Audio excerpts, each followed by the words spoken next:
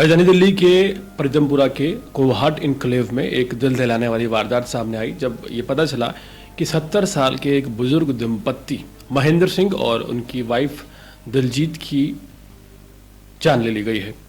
दरअसल पिछले 2 दिन से इनका शव इन्हीं के घर में पड़ा रहा और इस बात की भनक तक उनके बेटे को नहीं लगी।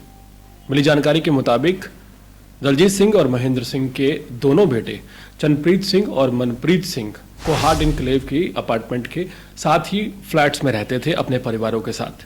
मिली जानकारी के मुताबिक दिल्ली में ये दिल दहलाने वाली वारदात हुई है, जहां एक नौकर के द्वारा पुलिस के द्वारा ये अंदेशा लगाया जा रहा है कि घर के ही किसी नौकर ने बुजुर्ग दंपत्ति महेंद्र सिंह और दिलजीत की गला घोटकर जान ले ली। मिली जानकारी के मुताबिक बुजुर्ग दंपत्ति घर में अकेले रह रहे थे और उनके साथ एक नौकर रह रहा था और बुजुर्ग दंपत्ति बीमारी के चलते नेबुलाइजर लेते थे और नेबुलाइजर की जो पाइप होती है उस पाइप से गला घोटने के बाद तकिए से मुंह दबाने के बाद उनकी जान ले ली गई। पूरे मामले में पुलिस लगातार छापेमारी कर रही है और अपराधियों को पकड़ने की कोशिश कर रही है। एक सीसीटीवी फुटेज भी सामने आया है जिसमें यह साफ तौर पर देखा जा सकता है कि जो शख्स घर में नौकर का काम करता था वो निकलता हुआ नजर आ रहा है। दिल्ली पुलिस के ऊपर यहाँ पर आम आदमी पार्टी कई सवाल उठाती हुई नजर आ रही है।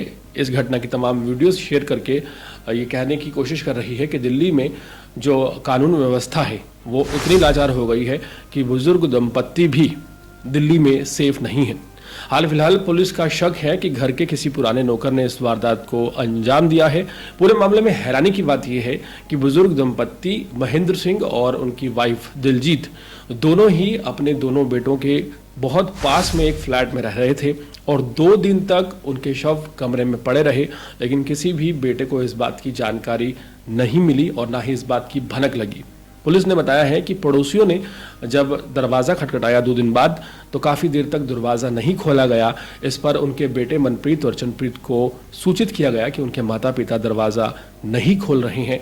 उनके आने पर भी जब दरवाज़ा नहीं खोला गया तो दिल्ली पुलिस को डायल 112 पर सूचना दी गई। दिल्ली पुलिस ने आकर दरवाज़ा तोड़ा और वहाँ पर इन दोनों के शव बरामद हुए हैं।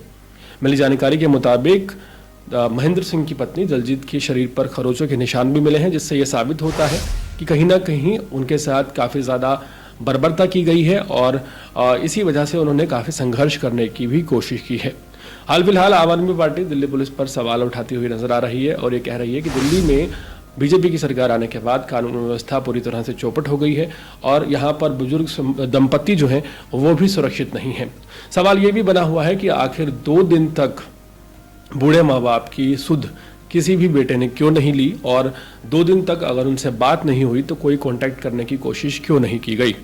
राजधानी दिल्ली जैसे एक मेट्रो सिटी में इस तरह की वारदात होना वाकई दिल दहलाने वाला है।